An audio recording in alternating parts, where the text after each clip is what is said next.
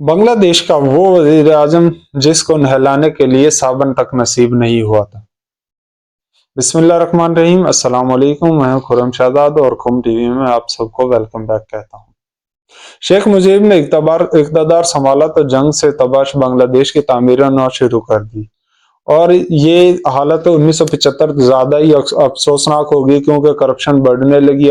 برابری جو بھی اپنے جیسے لوگوں کو بھائی میرا جاننے والا ہے، اس کو جیسے بھی وہ بڑے بڑے افسر تھے انہوں نے اپنے سارے جاب پہ رکھنے پہ شروع کر دیے۔ 15 اگست 1975 کی صبح بنگلہ دیش فوج کے کچھ جونیئر افسران نے شیخ مجیب کی رہائش گاہ پر حملہ کر دیا۔ اپنے گھر کے باہر گولی چلنے کی آواز سنتے ہی شیخ مجیب نے بنگلہ دیش کے آرمی چیف جنرل شفیع اللہ کو فون ملایا۔ شیخ مجیب بہت غصے میں تھے۔ مجیب نے جنرل شفیع سے کہا کہ تمہارے سپاہیوں نے میرے گھر پر حملہ کیا، انہیں واپس آنے کا حکم دو۔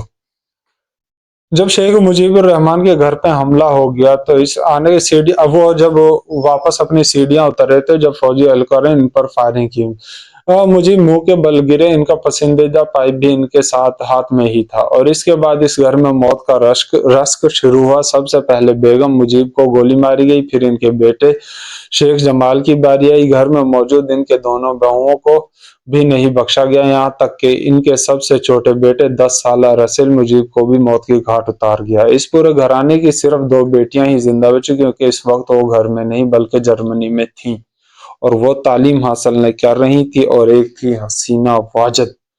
16 اگست کی صبح فوجیوں نے تمام لاشیں اکٹھی کی اور شیخ مجیب کے علاوہ باقی سب مقبول اہل خانہ کو ان کے ابنائی قبرستان میں ایک بڑے گڑھے میں دفن کر دیا۔ مجیب کی میت کو ہیلی کاپٹر کے ذریعے ان کے آبائی گاؤں تنگی پارا پہنچایا گیا۔ فوجیوں نے اس موقع پر ان کے گاؤں کو گھیرے میں لے لیا تاکہ لوگ ان کے نماز جنازہ میں شرکت نہ کر سکیں۔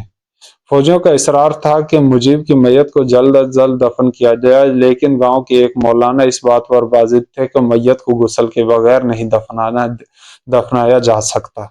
نہلانے کے لیے صابن دستیاب نہیں تھا۔ آخر میں ان کی میت کو کپڑے دھونے والے صابن سے نہلایا گیا اور انہیں مقامی قبرستان میں اپنے والد کے پہلو میں دفنا دیا گیا۔ اس شام جب بارش شروع ہوئی تو تھمنے کا نام نہ لے رہی تھی۔ گاؤں کے بزرگ یہ کہتے سنا گیا کہ شاید قدرت بھی اس بے دردی کو برداشت نہ کر سکی جس سے مجیب کو مارا گیا، لیکن اس ستم ظرفی کہیں یا کچھ اور، کیونکہ اس شام بنگلہ دیش کے بابا قوم کے لیے آنسو بہانے والے بہت کم لوگ تھے، اور شیخ مجیب الرحمان کے لیے کوئی آنسو بہانے والا نہیں تھا۔ ان کو صابن نہیں دے گی تو یہ جب آمرانہ یہ فوج ہوتی ہے، آمرانہ حملے کرتی ہے۔ پاکستان کا بھی کچھ ایسے ہی حالات ہوتے نہیں، اور میں تو نہیں ڈروں گا کیونکہ ہمارے ملک کو بھی فوج ہی کنٹرول کر رہی ہے، تو وہی حکومت کر رہے ہوتے ہیں، تو وہ ان کو تو بس کرو یا مرو، اور ان کو تو اپنی عوام کو ڈرانے سے فرصت نہیں مل رہی ہوتی ہے۔ تو خرم شہزاد کو دیجیے اجازت، دعا میں یاد رکھیے اور بہت سارا پیار آپ کو۔ اللہ حافظ۔